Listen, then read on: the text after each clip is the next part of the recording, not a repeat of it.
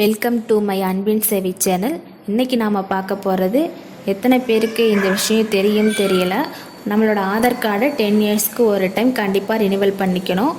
அப்படி பண்ணலை அப்படின்னா என்னவாகும், இதற்கான லாஸ்ட் டேட் எப்போ கொடுத்துருக்காங்க, அந்த லாஸ்ட் டேட்டுக்குள்ளே நம்ம பண்ணாமல் விட்டுட்டோம் அப்படின்னா நம்ம ஆதார் கார்டு என்னவாகும், அதற்கப்புறம் இதை ரினிவல் செய்து கொள்ள நமக்கு என்னென்ன டாக்குமெண்ட்ஸ்லாம் தேவைப்படும், எப்படி ரினிவல் பண்ணுறது அப்படிங்கிறத பற்றின ஒரு தெளிவான விளக்கத்தை தான் பார்க்க போகிறோம். வீடியோவை ஸ்கிப் பண்ணாமல் கண்டினியூவாக பாருங்கள்.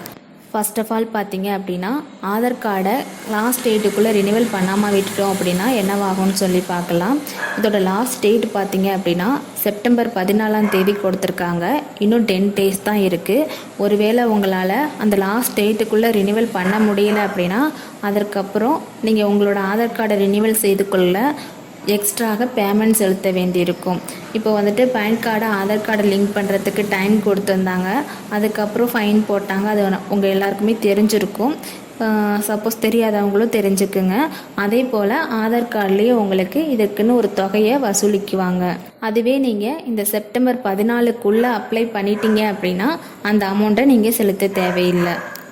அடுத்தது பார்த்திங்கன்னா, இந்த ஆதார் கார்டை ரினிவல் செய்வதற்கு நமக்கு என்னென்ன டாக்குமெண்ட்ஸ்லாம் தேவைப்படும் அப்படின்னா, நம்ம ஐடி ப்ரூஃபுக்காக ஒரு டாக்குமெண்ட்டும் அட்ரஸ் ப்ரூஃபுக்காக ஒரு டாக்குமெண்ட்டும் சப்மிட் பண்ணணும். மொத்தம் 2 டாக்குமெண்ட் சப்மிட் பண்ணணும்.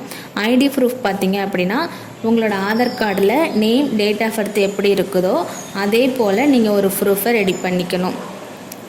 எக்ஸாம்பிளுக்கு பார்த்திங்கன்னா உங்களோட pan card, passport, voter ID, bank passbook, school mark sheet, இது போல் ஏதாவது ஒரு டாக்குமெண்ட்டு அதில் வந்துட்டு உங்கள் ஆதாரில் இருக்கிறது போலவே இருக்கணும், நேமும் டேட் ஆஃப் பர்த்தும்.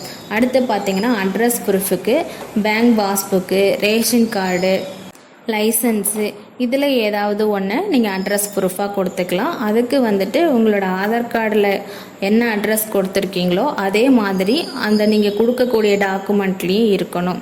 சப்போஸ் உங்ககிட்ட அந்த மாதிரியான ப்ரூஃப் எதுவும் இல்லை அப்படின்னா உங்களோட ஆதார் கார்டை வச்சு நீங்கள் அந்த டாக்குமெண்ட்டில் கரெக்ஷன் பண்ணிக்கிட்டு அதுக்கப்புறம் அந்த டாக்குமெண்ட்டை அதை ஒரு ப்ரூஃபாக எடுத்து சப்மிட் பண்ணலாம்.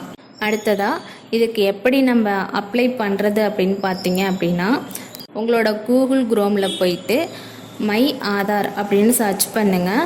சர்ச் பண்ணிங்க அப்படின்னா UIDAI அப்படின்னு ஒரு வெப்சைட் காமிக்கும். அந்த வெப்சைட்டை கிளிக் பண்ணி ஓப்பன் பண்ணிக்கிங்க.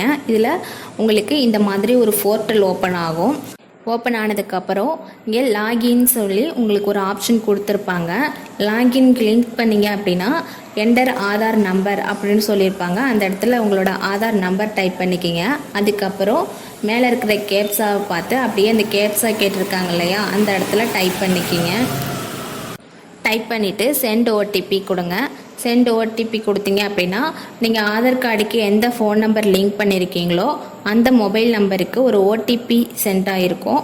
அந்த OTP பார்த்து அப்படியே இந்த இடத்துல டைப் பண்ணிவிட்டு லாகின் கிளிக் பண்ணிங்க. லாகின் கொடுத்ததுமே உங்களோட டேஷ்போர்டு ஓப்பன் ஆகும். ஓப்பன் ஆனதுக்கப்புறம் இந்த இடத்துல டாக்குமெண்ட் அப்டேட்னு சொல்லி ஃபஸ்ட்லேயே கொடுத்துருப்பாங்க. அதில் கீழே பார்த்தீங்க அப்படின்னா உங்களுக்கு வந்துட்டு இதோட லாஸ்ட் டேட் வந்துட்டு ரெட் கலர் மார்க்கில் காமிச்சிருப்பாங்க. இந்த டாக்குமெண்ட் அப்டேட்டுன்ற ஆப்ஷனை கிளிக் பண்ணுங்கள். கிளிக் பண்ணிங்க அப்படின்னா இந்த மாதிரி ஒரு பேஜ் ஓப்பன் ஆகும். ஓப்பன் ஆனதுக்கப்புறம் ஸ்க்ரோல் பண்ணுங்கள். ஸ்க்ரோல் பண்ணிவிட்டு நெக்ஸ்ட் ஆப்ஷனை கிளிக் பண்ணுங்கள். கிளிக் பண்ணதுக்கப்புறம் அடுத்த பேஜ் இந்த மாதிரி ஓப்பன் ஆகும். ஓப்பன் ஆனதும் இதில் பார்த்தீங்க அப்படின்னா ஐ verify that about details are correct அப்படின்னு சொல்லிட்டு ஒரு ஆப்ஷன் கொடுத்துருப்பாங்க. அதுக்கு முன்னாடி இந்த மாதிரி உங்களுக்கு டிக் சிம்பிள் காமிச்சிருக்கும். அந்த இடத்துல டிக் பண்ணுங்கள். டிக் பண்ணிவிட்டு ஸ்க்ரோல் பண்ணுங்கள். ஸ்க்ரோல் பண்ணிங்கன்னா நெக்ஸ்ட்னு ஒரு ஆப்ஷன் கொடுத்துருக்காங்க இல்லையா, இந்த ஆப்ஷனை கிளிக் பண்ணுங்கள். கிளிக் பண்ணதுக்கப்புறம் அடுத்த பேஜ் ஓப்பன் ஆகும். இதில் பார்த்தீங்க அப்படின்னா நம்ம மேலே சொல்லியிருந்தோம் இல்லையா 2 டாக்குமெண்ட்டு, அந்த மாதிரி 2 டாக்குமெண்ட் வந்துட்டு நீங்கள் ஆல்ரெடி ரெடி பண்ணி வச்சுக்கோங்க. PDF ஃபார்மேட்டில் ரெடி பண்ணி வச்சுக்கோங்க. இப்போது நீங்கள் எக்ஸாம்பிளுக்கு ரேஷன் கார்டு கொடுக்குறீங்கன்னா ஃப்ரண்ட் அண்ட் பேக் 2 சைடுமே ஸ்கேன் பண்ணி எடுத்துக்கிட்டு அடுத்தடுத்த பேஜாக வர்ற மாதிரி பிடிஎஃப்பில் ஒரே ஃபைலாக ஸ்கேன் பண்ணி வச்சுக்கோங்க.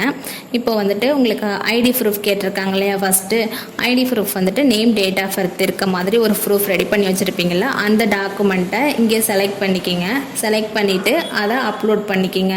அடுத்து கீழே பார்த்தீங்கன்னா அட்ரஸ் ப்ரூஃப் கேட்டிருக்காங்களா, அட்ரஸ் ப்ரூஃபுக்கு நீங்கள் ஒரு டாக்குமெண்ட் ரெடி பண்ணி வச்சுருப்பீங்களா, அந்த டாக்குமெண்ட்டை இங்கே செலக்ட் பண்ணிவிட்டு அப்லோட் பண்ணிக்கிங்க. அப்லோட் பண்ணதுக்கப்புறம் ஸ்க்ரோல் பண்ணிவிட்டு நெக்ஸ்ட் ஆப்ஷன் கொடுத்துக்குங்க. நெக்ஸ்ட் ஆப்ஷன் கொடுத்தீங்க அப்படின்னா உங்களுக்கு பேமெண்ட் போர்ட்டலுக்கு போகும். சப்மிட் கொடுத்துட்டு பேமெண்ட் பார்த்தீங்க அப்படின்னா உங்களுக்கு ஆட்டோமேட்டிக்காகவே எடுத்துக்கும். ஏன்னா நம்ம வந்துட்டு இதுக்கு அமௌண்ட் கட்ட போகிறதில்ல.